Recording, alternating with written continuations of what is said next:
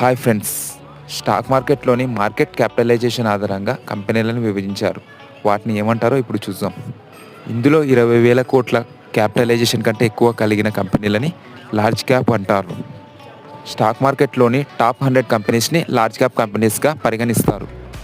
అలాగే 5,000 కోట్ల క్యాపిటలైజేషన్ కంటే పైబడిన కంపెనీలను, 20,000 కోట్ల క్యాపిటలైజేషన్ కంటే తక్కువ ఉన్న కంపెనీలని మిడ్ క్యాప్ కంపెనీలుగా పరిగణిస్తారు.